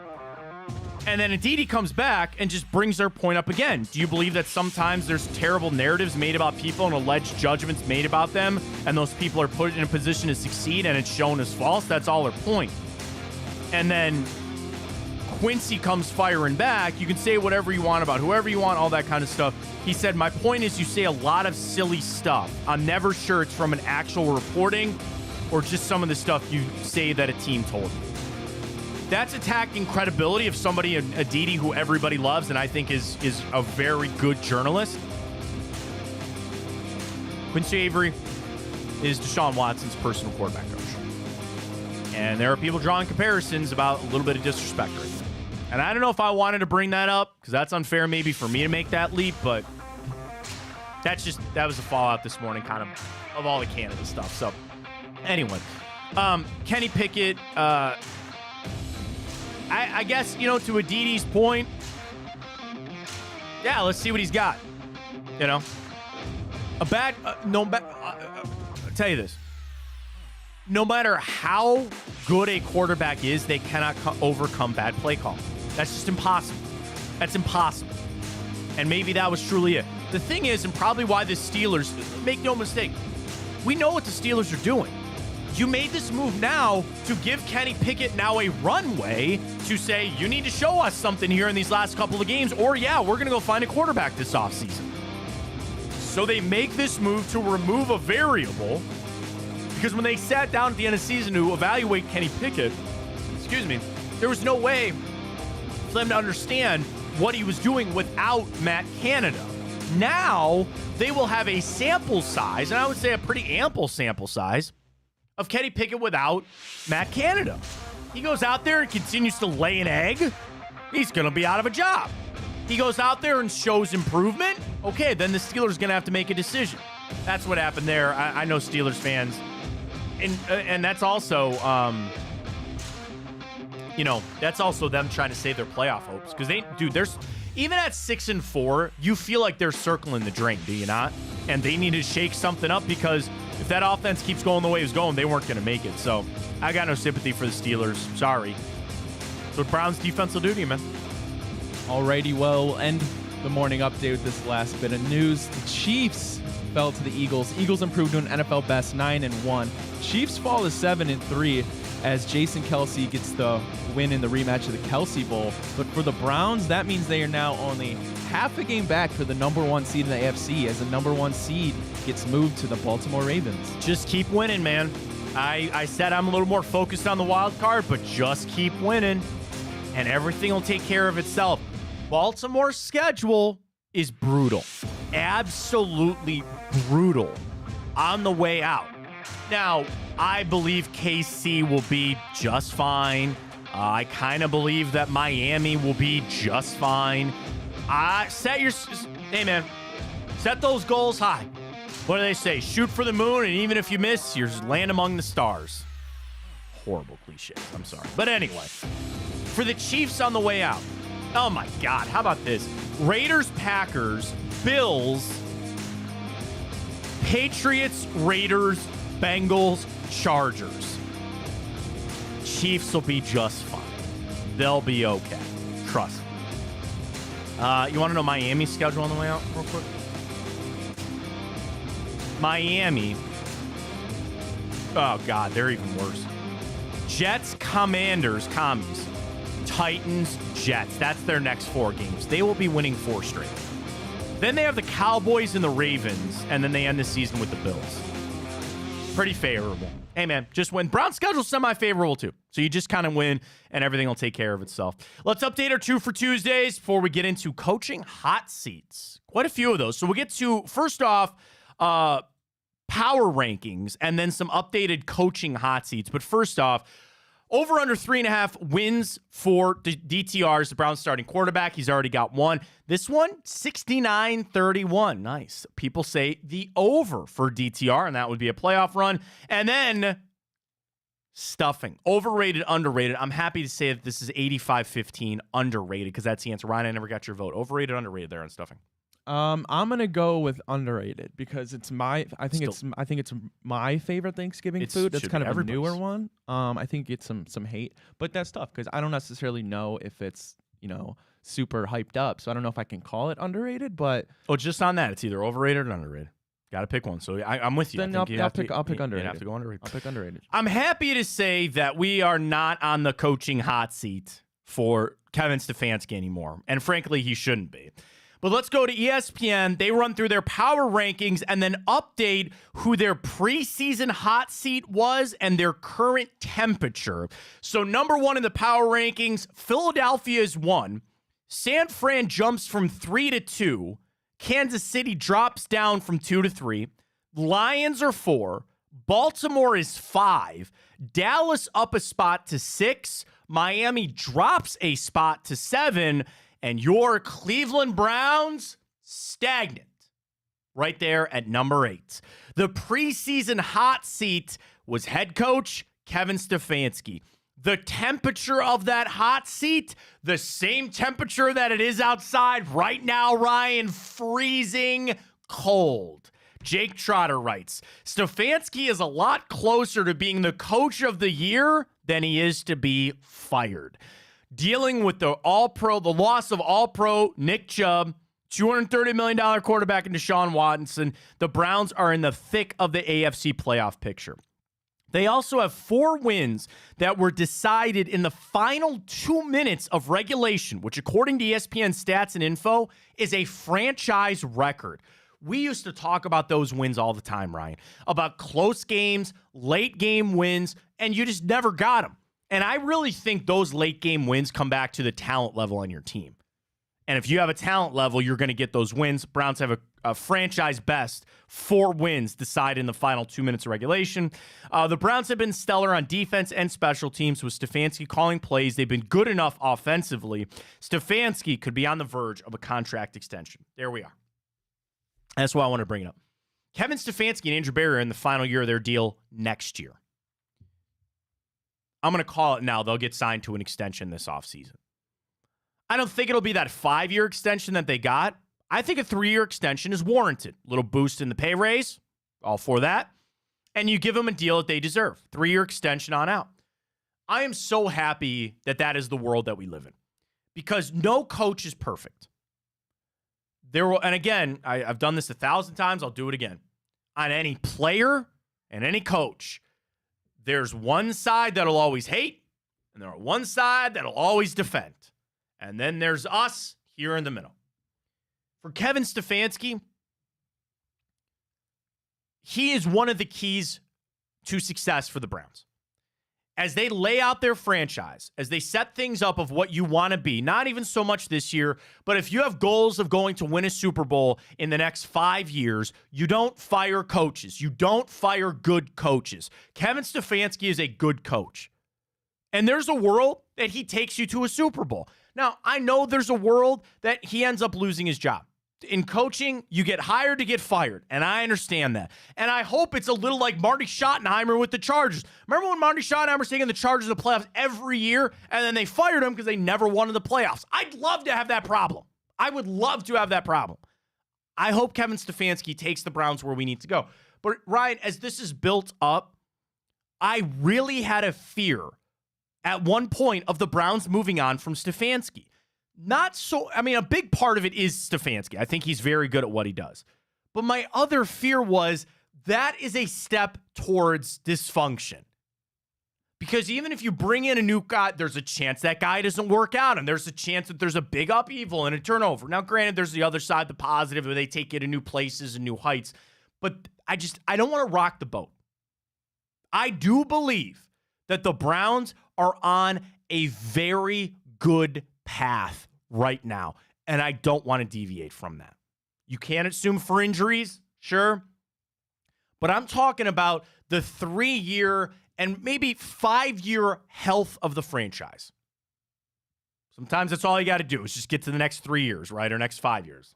Sometimes a motto for life. But on the 3 or 5 year health of the team, I think it's very good. So I don't want to rock that. I don't want to upset that. And I think he's done enough, certainly this season, to warrant a contract extension, and I hope he gets it. I head over to another story this morning on ESPN as they ran through. Did I close that tab? I think I did. It's from Bill Barnwell. Give me 2 seconds to pull it back up. The 8 coaches on the hot seat. The 8 coaches that are on the hottest of seats from Bill Barnwell. A lot of hot seats. That's a lot of hot seats. Here it is. Oh, I'm sorry. 7. Okay. 7. Okay. From Bill Barnwell this morning. 5 coaches who had a rough Sunday. We will play the game here. You call your shot. Are they going to make it? Why are they asking me to log in all of a sudden? Damn it. I have ESPN Plus. Let me log in, please. They want you to pay for another subscription. It better not. I know they raised their prices. They did. Oh, my God. Why can I not pull this up? Yeah, what's my password? Log it in. Logging in. We're in, Brian. Yay! I will not be sharing my password with anybody. Thank you very much. Too many people got it already, to be honest with you. All right, now I got to scroll back down and find the article. Stand by. Coaching carousel. Bill Barnwell this morning on ESPN. Thank you for staying with us there on our momentary slowdown here on the show. Now the internet's going out. Great. All right, we're going to run through this, and we will say, do we think this guy's going to be the head coach of their team at the do you want to do end of the season, or you want to just do next season? Like week 1 of next season. Yeah. Okay, week 1 of next season. Coaches who had a rough Sunday. Number 1, Ron Rivera, Washington Commanders. They got smoked by the Giants. The Giants have now beaten the Commanders twice this season, which is just almost inexcusable. Yeah, Ron Rivera's out. Yeah. And I think it's mostly, I could see him just like going to the, I'm just going to retire. You know what I mean? Like, I think he's had a great career. I don't quite know if he's a Hall of Famer, to be honest with you. I think he's in the conversation, which is a great conversation to be a part of. But I think for Ron Rivera, there's got to be a point where you're just sick of that kind of stuff. Like a coach early in their career, they live like that's the job you got to take. There's dysfunction. You got to figure this out. You don't have a quarterback. Those are the jobs that you got to take. For a veteran guy that's seen and pretty much done it all, what more does he have left? Like, what does he really need to prove? And why just continue to put up with all the headache? That'd be my biggest thing. Like, why continue to put up with all this headache? I think he's just going to be like, you know what? Unless, and I don't know if Josh Harris would really want this, he throws an exorbitant amount of money at him, which I don't see. I think Ron Rivera's out. Yeah, 2-time Coach of the Year winner. His best days are definitely behind him. And then you look at, like you said, new ownership. So they're going to come in. This will be the first full off season, that they're really running things. So I expect them to kind of go get who they deem as their guy. You got a young quarterback in Sam Howell. Just try to fix things around there. I would be very surprised if Ron Rivera sticks around. Next up, Matt Eberflus, Chicago Bears. They fall to the Lions. How about this for Eberflus? He came into Sunday's game in games against division leaders. So not just the NFC North, but anytime the Chicago Bears have played a division leader under Matt Eberflus, they are 6-21. 6-21. His cop-out is, I lost Justin Fields. I had to start Tyson Bagent. What did you want me to do? But the thing is, as a defensive-minded guy, I don't know if he's allowed to glom on to the success of Justin Fields. And I think they should be all in on Justin Fields. I believe that Ryan Poles, their general manager, has a lot of pull. I think you get that trade done with Carolina, which seems to be a well-done trade on their part. This is the toughest thing. They are in the perfect opportunity to get rid of Matt Eberflus because they will be one of the best coaching opportunities. And I say that and you're like, wait, what? Okay. The Bears have a quarterback. In my opinion, a good quarterback. They have some offensive playmakers. I like DJ Moore. Cole Kmet is certainly ascending. And there's a few players on that defense. But you're staring down the barrel of 2 top 4 picks in the draft next year. You'll probably move the first overall one and get a boatload of picks. That's a situation I think a new coach would want to come into. So I would think of all these positions that we will open potentially, the Bears will be pretty advantageous to a lot of potential hires. So I think it's ripe for Matt Eberflus to be gone. You knew Brandon Staley would be on this list. Their biggest thing is they got this gaudy stat. They've lost 7 games their last 7 games in games of 3 points or less, they've lost.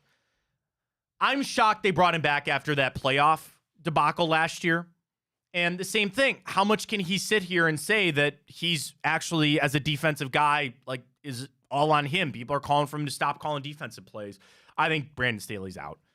Yeah, after that playoff collapse at Jacksonville, we were already concerned about running it back with Staley. And then now, the offseason, they go get Kellen Mond to really elevate Justin Herbert to that ascending MVP level like they expected him to play when they drafted him. And then you go look at his numbers. He's not playing bad at all, really. They're just one of those teams that have failed to win close games, and their defense hasn't stood the task of really any team this season. So they're kind of in a nice position where, okay, I'm assuming if they do get rid of Staley before this season, you'll elevate Kellen Kellen Mond, I assume, to be the interim head coach, and then potentially see how they finish the year with him maybe calling plays, and then see if they're going to take Mond to run the ship next year with Justin Herbert, who they need to figure something out Kellen soon. Moore. You keep saying Mond. Kellen Mond's the former quarterback for the Browns. Kellen Moore. I knew you were talking Thank about. you, Matt. You're very welcome. This is the first one that I disagree from Bill Barnwell. So again, these are coaches on the hot seat. We think Eberflus is gone. We think Rivera is gone. We think Brandon Staley is gone. Frank Reich in Carolina. And Bill writes, it's weird that veteran coaches, they typically don't get fired in their first year with a new organization. Owners want to surround their rookie quarterback. And the thing with Reich is, do you see development with Bryce Young? Do you see this guy improving? Now, like, I go back to a press conference that Frank Reich had when they drafted Bryce Young. And I can't remember exactly when it was. But he said that there was a unanimous voice in that room that they were going to take Bryce Young over CJ Stroud. And I look and I watch and I stare at Frank Reich's face, and I think he's lying. That's unfair of me to say. This is just my opinion. You could see the pain on his face trying to swallow we were really in on Bryce Young. And I know that story is far from written, and there was a world that I was cussing out Miami saying, you idiots, you passed up on Justin Herbert to take Tua, and look where we're at today. Sure, I would not have taken Bryce Young. But make no mistake, Frank Reich's number one job this season was to make Bryce Young improve and make him look semi like a franchise quarterback. And I just don't know if they're there. He's got the track record, right? He's worked with quarterbacks before. He himself a former quarterback. So that's one that I would believe that cooler heads will prevail, and they'll keep Frank Reich around. Because you want to know the last veteran coach to get fired in their first year? Urban Meyer. Do you think it's nearly as bad as what was happening down in Jacksonville with Urban Meyer? No. I'd keep Frank Reich around, but that's just me. Yeah, and I think they're going to do the same. Like, when you have a rookie quarterback drafted number 1 overall, the last thing you want to do is just throw all this dysfunction and switching parties and coaches around like we did with Baker, and we saw how that worked out. I like when you said cooler heads will prevail. I think the sexy thing to do would to go be find that new head coach, because you have that like 1-9 abysmal record. But at the end of the day, you are still a young team with a quarterback who is in his first season and has struggled. But we've seen that before, and we've seen plenty of quarterbacks turn it around. I'm going to have you guess the next coach by reading the first statement that Bill Barnwell writes. And it said, a year ago, writing about the idea of this team firing their coach would have gotten me fired. Who do you think that coach is now? Next up on Bill Barnwell's list of the hot seats in the NFL, potential firings, 7 coaches. Yeah. He writes, a year ago, writing this idea would have gotten me fired. Bill? No. Okay. Good guess. Great guess, So if it's not Bill, then I was going to guess Robert Saleh. No. No, not Robert Saleh. Ooh. Kevin O'Connell? No. Oh. AFC team. Uh-huh. Okay. Not Raiders, not Chargers, not Broncos, not Chiefs, not AFC South, Texans. No. Oh, Mike Vrabel? Mike Vrabel is correct. Okay. He writes, a year ago, writing the idea of the Titans firing Vrabel would have gotten me fired. They were perennial playoff contenders in the AFC, coming off a season which they finished as the top seed in the conference and were comfortable favorites to retain the AFC South. In Week 11 last season, they were manhandling the Packers, taking their record to 7-3. Vrabel seemed like a Coach of the Year candidate. What has happened since has been shocking. They lose Ryan Tannehill, didn't win a single game the rest of the year in 2022, eventually losing the division to the Jags. And since that win 1 year ago, Vrabel's teams have gone just 3-14 in that stretch, including a 2-7 record in close games that they seem to always pull out last year for victories. Vrabel, he'll be on the top of that. I mean, my question with Vrabel, does he want to go back to college or does he want to stay in the pros? I don't know. Because Ohio State's always going to get brought up with him. You know how that roll? You know what I mean? Like that's if Ryan Day gets canned, that goes back to Saturday's game, doesn't it? Yeah, it does. That'd be interesting. On the outside of watching college and pro football, I don't know anybody in their right mind that wants to coach college football. Seriously. And it's not anything about NIL or the transfer portal. It's you all week have to prepare for a game. Then on Friday nights, fly to a high school game to tell some big prospect that you want them to come to your school. You get to the off season just to go on more recruiting trips and more camp visits and all that. You get a week break and you're back in the swing of things for spring ball. I seriously, I don't know any, like, the grind in college is so insane. And the pros, yeah, there's more, there's equal pressure. There's just as many issues, but I don't know. Like, I would just, if you told me, if I was Mike Vrabel, and the same thing with Jim Harbaugh, pros are where it's at. Now, the thing is, the same thing with Vrabel going back to Ohio State is what Jim Harbaugh has at Michigan. He's got miles of a leash there, and that probably tells you because they're sticking through him with all these suspensions and all this bull crap. But even then, what comes out? Man, he's thinking about going back to the NFL. He's thinking about going back there. I don't know, man. If I'm Vrabel, I stay in the pro game. And I've called it here, Mike Vrabel to the Chargers. Mike Vrabel to the Chargers. I think that makes a lot of sense for a lot of different reasons. Are they trading out a defensive coach for another one? Sure. But I think the Chargers could really do something under a guy like Mike Vrabel. You mentioned, okay, so that's the list from Bill Barnwell. He mentioned coordinators, by the way, and guess who number one was? Matt Canada, fired. There you go. And then he also mentioned, Nathaniel Hackett with the Jets. How are you going to fire him? What did you expect to happen? Whatever. So again, of his list of coaching candidates on the hot seat, Eberflus, Reich, Rivera, Staley, and Vrabel. Who's the one name that's not on that list that should be? Is it Bill? I would say it's Bill. And I wonder if he didn't. I got another one after Bill. Let's talk Bill, but I got another one. Yeah, I wonder if he didn't want to include him because it's a thing where he doesn't know if the Patriots are willing to do that because of his track record with the team. But I mean, how are you going to fire Bill Belichick, right? Yeah, I mean, yeah. Their best case scenario outside of them winning, because I know Bill, all he wants to do is pass Don Shula. That's his number one goal. The best thing for the Patriots would be is if some team gave them a lifeline to say, we'll hire Bill. We'll take Bill. Because then you could easily escape that. Say, go to Washington or go to Tennessee or go wherever and go have your chance to go chase the record down. Yeah, it'll sting that you're not going to pass that record with us, but we wish you the best of luck and you move on forward. That would be the best case scenario. If they come straight out and fire him, we'll see. I mean, the thing is Bill Belichick, who's pretty much built his whole career on the team and doing what's best for the team, does that then apply to himself when he could say, yeah, man, I'm not the best for this team anymore and make the move himself and just like resign or retire? I really think he wants to get that record. I truly think he wants to really get after that record. So what are they going to do with him? I don't know. Here's the coach that's not on that list that I think should be too, Arthur Smith. I think he's staring down the barrel. Now, granted, he's had to deal with Desmond Ridder and Taylor Heineke, and they're going back to Desmond Ridder now and all that other bull crap. I think he deserves. I think there's a little fire under his butt, dude. There. Anybody else? Dable? No. Saleh? Dable's a weird one. Saleh to stick there in New York? You just chalk it up with Dable saying, hey, you lost Danny Dimes. We maybe spend some bad money there. I don't know. I mean, I would be much more comfortable scratching up the circumstances with Saleh than Dable. I think Saleh has more of an excuse than Dable does. And the Jets are playing better than the Giants, so. I got one more for you. It's the team I told you about. Sean McDermott? Sean McDermott, man. I'm just saying. So I think for Bill's article, those are I think the for sure's. The Eberflus gone. You know Brandon Staley gone. You know Ron Rivera is going to leave. Yeah, probably Vrabel.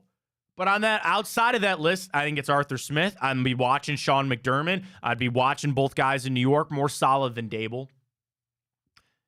And another one. Oh, you think Saleh's more likely to get fired than Dable? Yes, I do. Yeah. Wow. I don't think either one will get fired. Wow. But if I had to pick one, I think it'd be Saleh over Dable. I do. Wow. I do.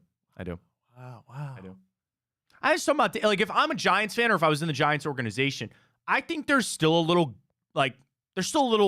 shine on Brian Dable. Like, there's still a little something there. Like, it's still kind of like that honeymoon phase for him, and he won Coach of the Year last year. I'd give it to him. Final one, it's not a firing. Is Pete Carroll finally going to retire? 71? No. You don't think so? No. Ride it out forever? Because think about that crazy carousel that you're on right now. There's legitimately a chance that you have 5 or 6 openings, which isn't crazy for the NFL. I think we see that a lot, but I think you're gonna have quite the coaching carousel this offseason.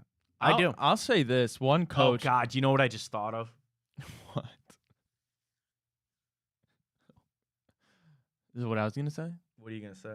I was gonna say just one coach to monitor. I don't think he's gonna get fired. And again, he has circumstances that he can blame on this season. But Zach Taylor. Yeah, I mean that's another one too. No. What? Oh my God. You're going to have all those head coaching openings. 5, 6, 7.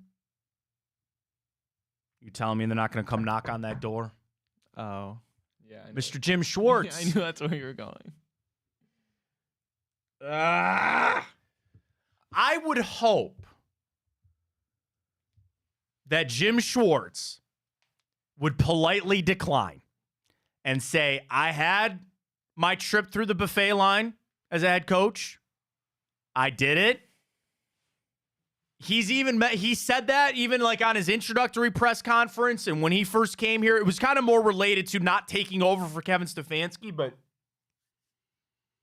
and I know the Browns will come back and they'll probably, they did that to Bill Callahan, right? Because his son got the offensive coordinator job somewhere and they paid Bill Callahan. If I'm the Haslam's, I'm calling Jim Schwartz and going, obviously you can't stop them from taking head coaching opportunities, but I'd say you don't take those jobs, we'll make sure you're made right here on that.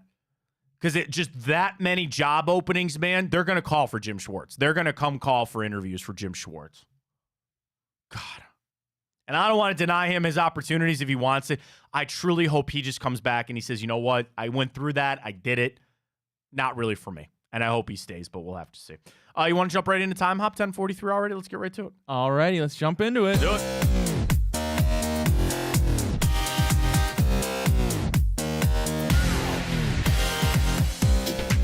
All right, we head back in history. It is, of course, the 21st of November, and we go on back to tell you a little bit of history, including this day, 2021.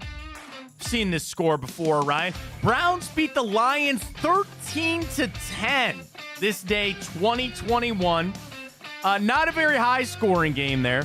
Nick Chubb had 130 rushing yards. Baker Mayfield, $176, 1 touchdown and 2 interceptions. I'd give you 1,000 guesses, Ryan, of who started at quarterback for Detroit, and I don't know if you get it. What year? 2021. 2021?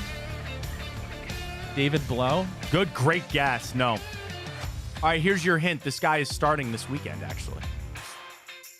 Starting this weekend?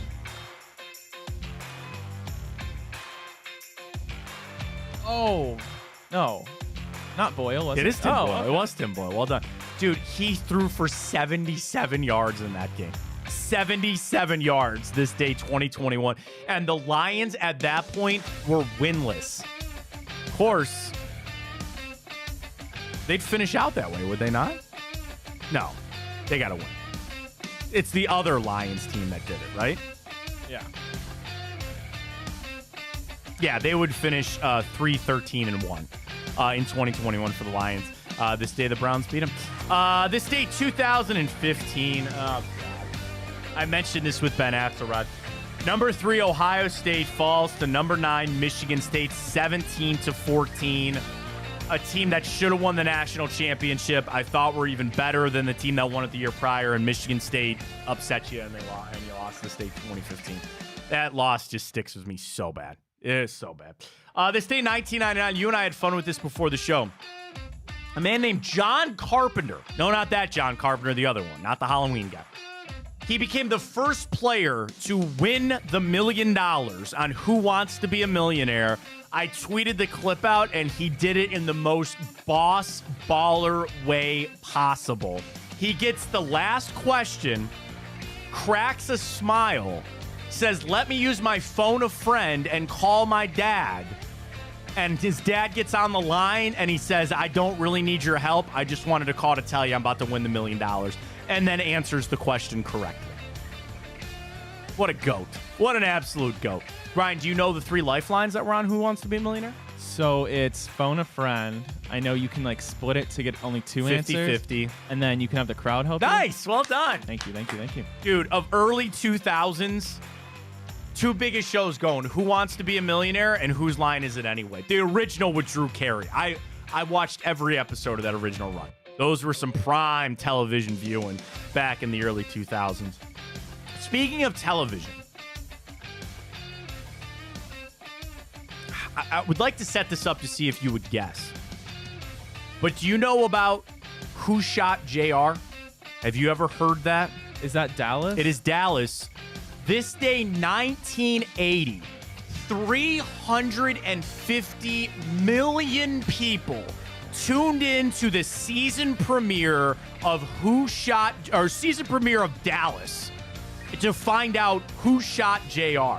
So it was one of the most famous cliffhangers in history that happened on March 21st. So could you imagine, Ryan, having to go from March 21st to now on the calendar year to find out who did it? The episode Who Done It aired this day, 1980, with 350 million people tuning in to find out that Kristen shot JR, his scheming sister-in-law and mistress, who shot him in a fit of anger. Spoiler alert, sorry. This day, 1980, as one of the biggest episodes in TV history. This day, 1965, it was the final game that Chick Hearn would miss calling the Lakers. He had to call an Arkansas basketball game the day before, and his flight got canceled, missing the Lakers game. He would then go on to call 3,301 consecutive Lakers games. So imagine this. This day, 1965, he missed the game. Ryan, he wouldn't miss a game until the end of the 2001 season. Wow. Quite a run there. The real for Chick Iron Hearn. Man. Yeah, there it is. This day, 1949, Bill Veeck sold the Indians for $2.2 million to Ellis Ryan. That was worth $27 million in today's money. Quite a little bit more money. This day, 1877, Thomas Edison announced his invention, the phonograph. Record player. There it is. Very happy birthday goes out to Stan Musial, Troy Aikman, the kid, Ken Griffey Jr., sweetest swing ever. Michael Strahan, Justin Tucker, Browns nemesis. Browns guard Wyatt Teller. Very happy birthday to Wyatt Teller out there. The Bella Twins celebrating a birthday today. And then Goldie Hawn. Overboard. Good flick there. All right, get to your movies and TV. 4. They're all movies, but I think I'm going to struggle on a few on how to describe these, okay? So first up, a film that came out this day, 2012. What is one of your favorite desserts on Thanksgiving, Ryan? Pie. Pie? American Pie? No. Life of Pi? Life of Pi is correct. That's Oh, a give good that flick. to you. That's Nice. a good flick. That's Yes. a good movie. I've never seen it. Is that the thing with when he's on the ship with the tiger? Yes. He Okay. crashes, and then, he has to survive, and he's with the tiger on that little boat. Yep. All right. That would have probably been a better way to describe it, but I had never seen it. So there you go. All right. Life of Pi. This day, 2012. We're off to a good start. This day, 2008. This spawned a series of films